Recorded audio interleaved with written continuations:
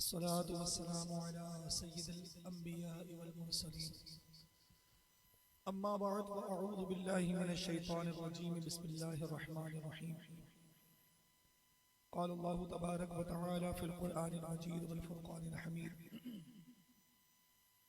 अलहाकुमुत तकासुर हत्ता ज़ुरतुमुल मक़ाबिर कल्ला सौफ़ तअलमून थुम्मा कल्ला सौफ़ तअलमून कल्ला लौ तअलमून इल्मल यक़ीन लतरवुन्नल जहीम थुम्मा लतरवुन्नहा ऐनल यक़ीन थुम्मा लतुसअलुन्न यौमइज़िन अनिन नईम क़ाल अल्लाहु तबारक व तआला फ़ी मक़ामिन आख़र फ़ी शान हबीबिही इन्नल्लाह व मलाइकतहु युसल्लूना अलन नबी या अय्युहल्लज़ीना आमनू सल्लू अलैहि व सल्लिमू तस्लीमा अल्लाहुम्मा सल्लि अला सय्यिदिना व मौलाना मुहम्मदिन मअदनिल जूदि वल करम व आलिहि व बारिक व सल्लिम सलातन व सलामन अलैका या सय्यिदी या रसूलल्लाह। तमाम तारीफ़ें उस अल्लाह रब्बुल आलमीन के लिए जो कि खालिक कायनात भी है, मालिक शश जिहाद भी, और दुरूद वास्ते अल्लाह के महबूब दानाए गुयूब मुनज़्ज़हुन अनिल उयूब आमिना के लाल सरकार दो आलम दस्तगीर बेकसां हज़रत मोहम्मद मुस्तफ़ा सल्लल्लाहु अलैहि व आलिहि वसल्लम पर, और हम्द व सलात के बाद तमाम नाज़रीन हाज़रीन और सामईन की बारगाह में अस्सलामु अलैकुम व रहमतुल्लाहि व बरकातुहू। आज इस महफ़िल में हमारे अनीस सबाला खाना के मसादत से हाज़री का शर्फ हासिल हुआ। मुख्तसर वक्त में तकरीबन 15 से 20 मिनट के अंदर अपनी गुफ्तगू को मैंने समेटना है, और इंशाअल्लाह कुछ कलिमात, कुछ बातें, कुछ हिदायत मैं भी हासिल करूँगा और इंशाअल्लाह आपकी बारगाह में भी पेश करनी है, इस उम्मीद पर कि अल्लाह तबारक व तआला हमारा पढ़ना, बोलना, सुनना सब अपनी बारगाह में कबूल व मंजूर फरमाए। अल्लाह तबारक व तआला ने अपने महबूब सल्लल्लाहु अलैहि वसल्लम को दुनिया में जब भेजा तो उसने इरशाद फरमाया कि इन्ना अरसलनाका शाहिदन व मुबश्शिरन व नज़ीरा, अपने महबूब के लिए कि बेशक हमने आपको मबऊस फरमाया, हमने आपको भेजा गवाह बनाकर, मुबश्शिरा खुशखबरी सुनाने वाला बनाकर, व नज़ीरा और डर सुनाने वाला बनाकर भेजा। आज हमारा ये अंदाज है कि हम नबी करीम सल्लल्लाहु अलैहि वसल्लम की ज़ात मुबारका से मिलने वाली खुशखबरियों पर तो बड़ा खुश होते हैं कि जी हमारे नबी करीम अलैहिस्सलातु वस्सलाम ने हमें खुशी की खबर सुनाई। बेशक खुश होना भी चाहिए कि वमा आताकुमुर रसूल फखुदूहु वमा नहाकुम अन्हु फंतहू, ये रसूल तुम्हें जो दें वो ले लो और जिससे रोकें उससे रुक जाओ। तो बिल्कुल खुश होना भी चाहिए, लेकिन सिर्फ हुजूर को खुशखबरी सुनाने वाला बनाकर नहीं भेजा गया, बल्कि डर सुनाने वाला भी बनाकर भेजा गया है। चुनाचे मैंने आपके सामने कुरान अजीम की मुख्तसर और बहुत कमाल की सूरह मुबारका सूरत तकासुर पढ़ने की सआदत हासिल की। इस सूरत मुबारका के बारे में इससे कबल के मैं आगे मजीद कुछ बातें कहूँ, सबसे पहले सूरह तकासुर की एक फजीलत और फिर उसके बाद उसे सुनने के आदाब के बारे में कुछ ज़रूर कहना चाहूँगा। प्यारे आका सल्लल्लाहु ताला अलैहि वसल्लम ने इरशाद फरमाया, सहाबा मौजूद थे, मफहूम है, आपने फरमाया कि तुम में से कौन इस बात की ताकत रखता है कि वो रोज़ाना 1000 आयतों की तिलावत कर सके। सहाबा ने अर्ज़ की, या रसूलल्लाह 1000 आयतें, ऐसे कुदरत कौन रखता होगा? तो मेरे आका ने फरमाया, फिर तुम में से कौन इस बात की ताकत रखता है कि रोज़ाना सूरह तकासुर की तिलावत कर सके। लिहाजा सूरत तकासुर मुख्तसर सी 4 से 5 लाइन की सूरत मुबारक है, लेकिन इसकी एक दफ़ा तिलावत करने वाले को 1000 आयात की तिलावत करने के बराबर अजर सवाब मिलता है। तो हम सबको चाहिए कि अगर हम एक दिन में सिर्फ एक दफ़ा सूरत तकासुर की भी तिलावत कर लें तो इंशाअल्लाह 1000 आयात मुबारक की तिलावत करने का अजर ज़ख़ीरा हमारे नामे आमाल में इकट्ठा हो जाएगा। दूसरी बात, मेरे आका सल्लल्लाहु अलैहि वसल्लम ने सहाबा से फरमाया कि मैं तुम्हारे सामने एक सूरत की तिलावत करता हूं, तुम में से जो कोई उस पर रो पड़ा उसके लिए जन्नत है। फिर हुजूर अलैहिस्सलातु वस्सलाम ने सूरत तकासुर की तिलावत फरमाई। कुछ सहाबा रोए, कुछ सहाबा नहीं रो सके, क्योंकि रोना एक कैफियत का नाम है। जब दिल में हो, पैदा हो, तो फिर इंसान रोता है।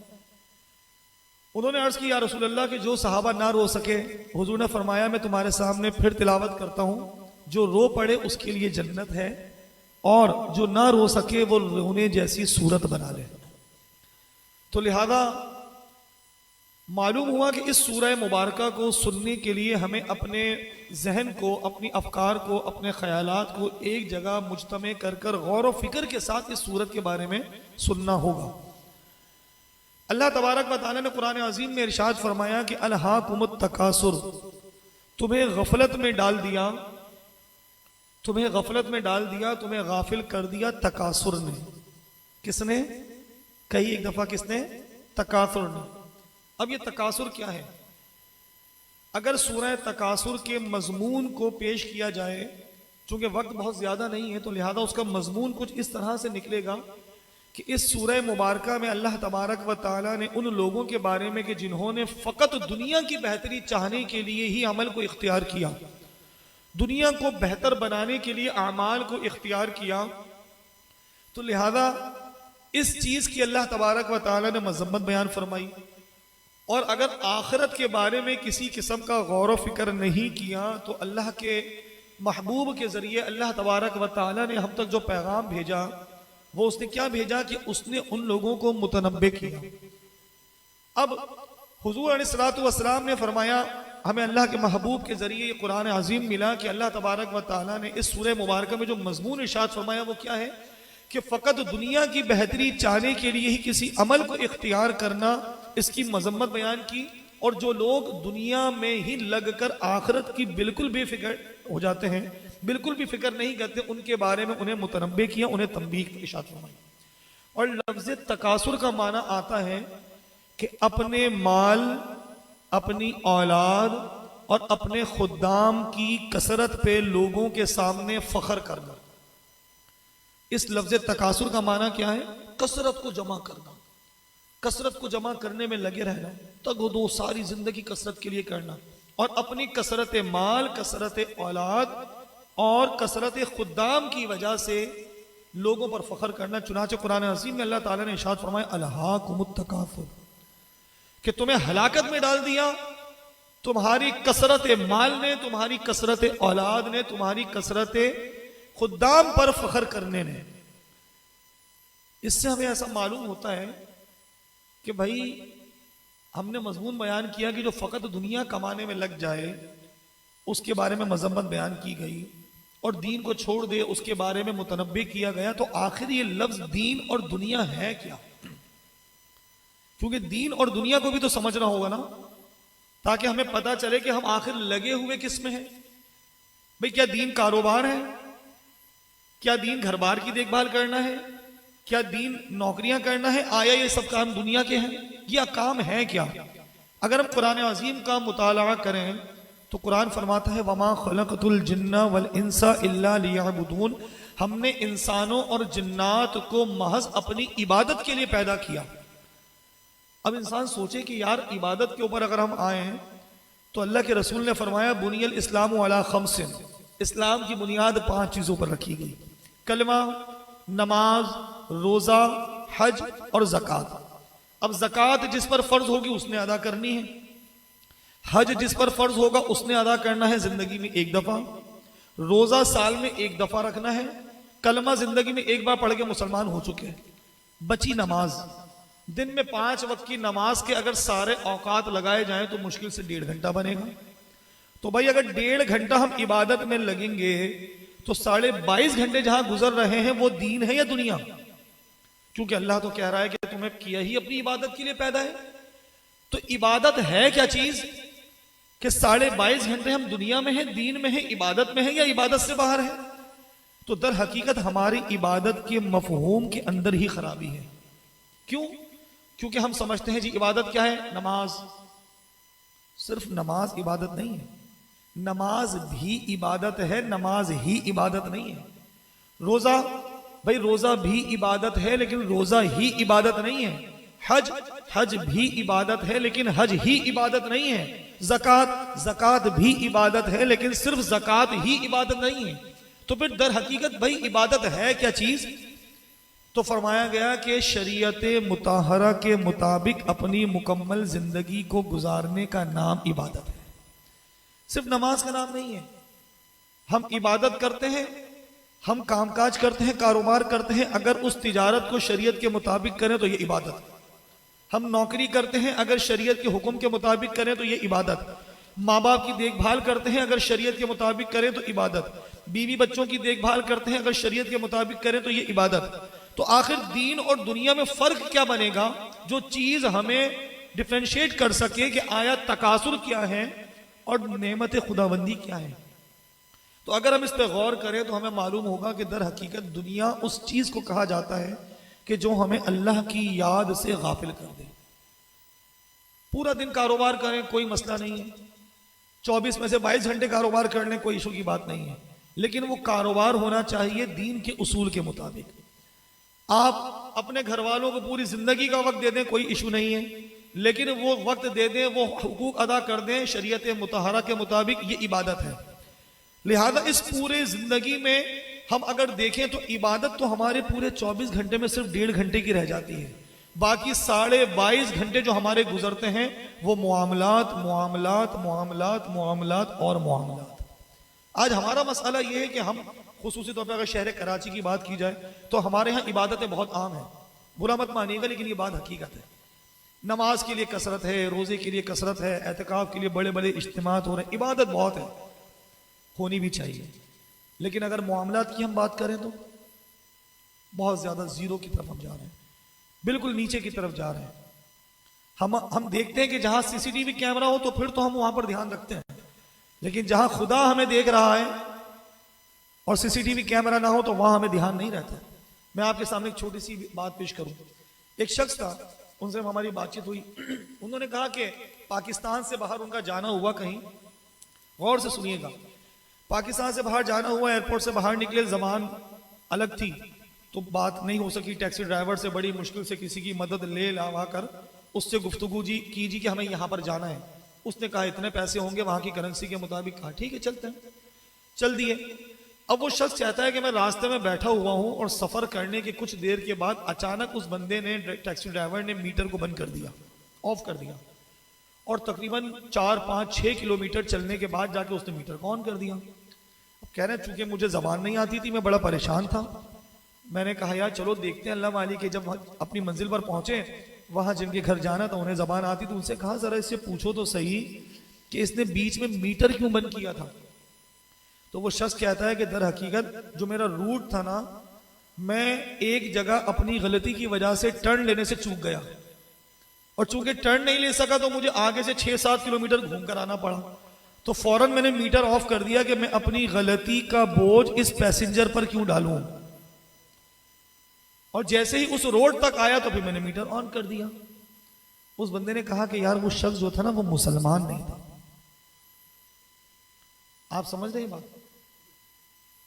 ऐसा नहीं है कि मादल्ला वो बहुत ज्यादा अच्छा करते हैं, वो कानून के दबाव में करते हैं, लेकिन आप सोचिए, जरा गौर व फिक्र कीजिए कि दर हकीकत जो तालीमात एक मुसलमान ही की थी, जो हमारी असल तालीमात थी कि हम हर वक्त इस मामले में रहते थे कि अल्लाह हमें देख रहा है।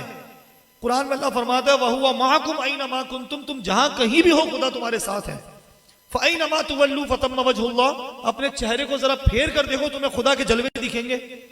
लेकिन हमारा हाल ये है कि हम कहते हैं सीसीटीवी कैमरा लगा हुआ है तो यहां नहीं करना। कैमरे की आंख आपको देख रही है, खुदा की बसारत हमें देख रही है, खुदा हमें देख रहा है, इस बात की हमें फिक्र नहीं है।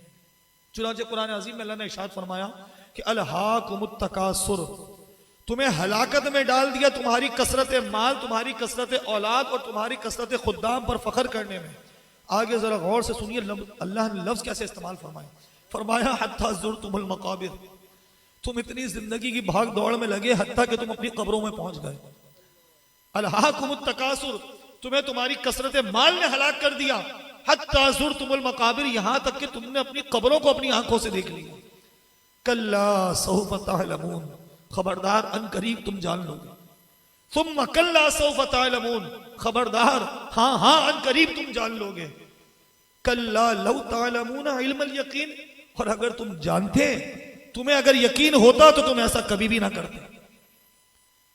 फिर आगे फरमाता है अल्लाह तबारक व तआला लतरमुन्नल जहीम। अल्लाह, देखिए अल्लाह तबारक व तआला के कलाम पे किसी को शक है नहीं है। वो एक बात कहता ना, हमें फिर भी डरना था, लेकिन अल्लाह तबारक व तआला ने लफ्ज इस्तेमाल फरमाया लतरमुन्नल जहीम। अरबी ग्रामर के हिसाब से इस लफ्ज के अंदर दोहरी ताकीद है। जो लतरबुन्ना का लाम है ये भी ताकीद के लिए आता है, और लतरबुन्ना का जो ना है ये भी नूने सकीला है, ये भी ताकीद के लिए आता है। डबल ताकीद फरमाई अल्लाह तबारक व तआला ने कि लतरबुन्नल जहीम, तुम जरूर जरूर जहन्नम को देखोगे। तुम्मा लतरबुन्नहा ऐनल यकीन, फिर तुम जरूर जरूर जहन्नम को देखोगे अपनी ऐन की आंखों से, अपने ऐनुल यकीन से। एक तुम्हें हक्कुल यकीन तो है, आज हम बातों को जानते तो हैं लेकिन मानते नहीं। तो तुम जानते तो हो, लेकिन तुम जब ऐनुल यकीन, तुम्हें हक्कुल यकीन तो है, लेकिन जब अपनी आंखों से देखोगे तो तुम्हें ऐनुल यकीन भी हासिल हो जाएगा। सुम्मा लतरबुन्नहा ऐनल यकीन, फिर आगे फरमाया कि सुम्मा लतुसअलुन्ना यौमइदिन अनिन नईम। खुदा की कसम डर जाना चाहिए। अल्लाह फरमाता है फिर उस दिन तुमसे हर हर हर नेमत के बारे में सवाल किया जाएगा। तुम्हारी आंखें, तुम्हारी जबान, तुम्हारे कान, तुम्हारी समाअतें, तुम्हारी बसारतें, तुम्हारे माँ बाप, तुम्हारी औलाद, तुम्हारे बीवी बच्चे, तुम्हारी जान, तुम्हारा माल, तुम्हारी इज्जत, तुम्हारी आबरू, तुम्हारा घर बार, तुम्हारे ये खाने पीने, तुम्हारा ताम, तुम्हारे लिए फल पौधे, चरिन परिन, सितारे, सैयारे, हत्ता के मुफस्सिरीन इकराम फरमाते हैं कि किसी शख्स को अगर ठंडा पानी भी पीने को मयस्सर हुआ तो उस ठंडे पानी के बारे में भी सवाल किया जाएगा। सुम्मा लतुसअलुन्ना यौमइदिन अनिन नईम, एक एक नेमत के बारे में पूछा जाएगा। लिहाजा गौर करना चाहिए और नेमतों को खत्म नहीं करना बल्कि नेमतों का शुक्र अदा करना चाहिए। कुरान अजीम में अल्लाह ताला इरशाद फरमाता है कि लइन शकरतुम लअज़ीदन्नकुम, अगर तुम मेरे शुक्रगुजार बनोगे तो तुम्हें जरूर जरूर नेमतें बढ़ा दूंगा। लअज़ीदन्ना, इसके अंदर भी दोहरी ताकीद है, लामे ताकीद और बानूने सकीला। अल्लाह ताला फरमाता है कि लअज़ीदन्नकुम, तुम्हारी नेमतों में जरूर इजाफा करूंगा। ये किसी और का वादा नहीं बल्कि वादा खुदा है। अच्छा जी, शुक्र का तरीका क्या है? अल्हम्दुलिल्लाह रब्बिल आलमीन, या अल्लाह तेरा शुक्र है। क्या ये शुक्र है? एक महफिल लगी हुई थी, हजरत जुनैद बगदादी सिलसिला कादरिया के पेशवा जब छोटे से थे, 7 या 8 साल की उम्र, आप अपने मामू के साथ हरम शरीफ में गए। वहां पर औलिया की जमात बैठी हुई थी और उनके दरमियान गुफ्तगू हो रही थी कि शुक्र किसे कहते हैं। गौर से सुनिएगा क्या फरमाया, शुक्र किसे कहते हैं। औलिया की जमात थी, सबने अपने अपने मौक़िफ़ पेश किए। आपके मामू ने हजरत जुनैद बगदादी को बुलाया, बोला बेटा इधर आओ, बताओ शुक्र किसे कहते हैं। उस 8 साल के 7 साल के बच्चे ने ऐसी तारीफ की कि सारे औलिया पर वज्द तारी हो गया। उन्होंने फरमाया कि मेरे नजदीक तो शुक्र यह है कि अल्लाह की दी हुई नेमत को उसकी नाफरमानी में इस्तेमाल ना करूं। अगर रब ने मुझे आंखें दी हैं तो इन आंखों से गुनाह ना करूं, अगर मुझे कान दिए हैं तो इन कानों से गुनाह ना करूं, अगर मुझे हाथ दिए हैं तो इन हाथों से गुनाह ना करूं। लिहाजा हर नेमत पे अगर हम शुक्र अदा करेंगे, शुक्र का सबसे बेहतर तरीका मैंने आपके सामने जिक्र किया कि हमें चाहिए कि हम शुक्र अदा करें। एक हदीस मुबारक आखिर में जिक्र करता हूं, आप फरमाते हैं हदीस मुबारक जिसका मफहूम है कि इब्ने आदम कहता है हाय मेरा माल, हाय मेरा माल, हाय मेरा माल। फरमाते हैं कि जबकि उसके माल सिर्फ 3 हैं। कितने माल हैं? 3। एक जो खाकर हजम कर लिया, दूसरा जो पहनकर बोसीदा कर लिया, और तीसरा वो जो सदका करके आखिरत में भिजवा दिया। बस यही 3 उसके माल हैं। वरना इंसान कब्रिस्तान जाता 3 के साथ है और आता 2 के साथ है। उसके अहल व अयाल, उसका माल और उसके आमाल जाते 3 हैं लेकिन आते फकत 2 हैं, उसके अहल व अयाल और उसका माल। आप जानते हैं यही हमारा माल, इसी हमारे माल के बारे में मैं हकीकत आपसे अर्ज करता हूं। दूसरी ही पढ़ी अल्लाहुम्मा सल्ली अला सय्यिदिना व मौलाना मुहम्मद मादल जूदी वल करम व आलिहि व बारिक वसल्लम सल्लल्लाहु व सल्लम अलैहि या सय्यदी या रसूलल्लाह। इसी माल के बारे में जब इंसान कभी कोई मरता है तो आपको पता है कि उसके माल से कितने हुकूक वाबस्ता होते हैं। फॉर एग्जाम्पल मैं मरा, मेरा इंतकाल होते ही 4 हुकूक मुझसे वाबस्ता हो जाएंगे। मुझसे क्या बल्कि मेरे माल से वाबस्ता हो जाएंगे। जैसे ही बंदे की आंखें बंद हुई, जैसे ही उसकी रूह परवाज हुई, उसकी रूह उसके जिस्म से निकली, सबसे पहला हक उससे उसके माल से वाबस्ता हो जाएगा, बिला तबजीर तकसीर तजहीज तकफीन, यानी बगैर किसी कमी और ज्यादती के कफनाना और दफनाना। इस कफनाने दफनाने के अंदर ये महफिलें करना, लोगों की दावत करना, लोगों को खिलाना पिलाना, ये भी शामिल नहीं है। सिर्फ कफन और दफन, वो भी बगैर किसी ज्यादती के, ये उसके माल से पहला हक वाबस्ता होता है। दूसरा हक अदायगी ये कर्ज, उसने जो जो कर्ज लिया उसे फौरन अदा कर दो। अब भी अगर माल बचा तो फिर तीसरा हक वाबस्ता होता है निफाज वसीयत, जितना माल अब बचा उसके 1/3 के अंदर 1/3 हिस्से के अंदर वसीयत का निफाज करो। अगर वसीयत 1/3 से ज्यादा की थी तो कम करो, बाकी नाफिज नहीं होगी, और अगर कम थी तो पूरी कर दो।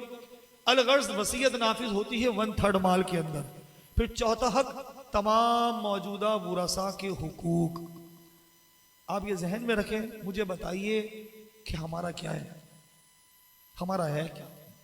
कुछ भी नहीं हमारा, सिर्फ वो आमाल जो जिंदगी में कर लिए, वो हमारे आमाल, वो हमारे साथ हैं। और क्या फरमाया हुजूर ने कि 3 चीजें उसका माल है, जो खा के हजम किया, जो पहन के बोसीदा कर दिया, और तीसरी चीज जो सदका और खैरात करके आगे भेज दिया। मैं फिर अर्ज करूं कि माल के कमाने पर कोई एतराज नहीं है, लेकिन फकत हमारी जिम्मेदारी इतनी है कि हम अपने इस 22 घंटे के अंदर जो 1.5 घंटा इबादत को देते हैं, उससे हटकर उन 22.5 घंटे के अंदर फकत अपने मुआमलात को शरीयत के मुताबिक कर ले। बस यही शरीयत का तकाजा है और यही शरीयत का इबादत का तरीक़ाकार है। अल्लाह तबारक व तआला की बारगाह में दुआ है कि इस महफिल के इंतजाम करने वालों की इस कोशिश को अपनी बारगाह में कबूल मंजूर फरमाए। हमारा कहना और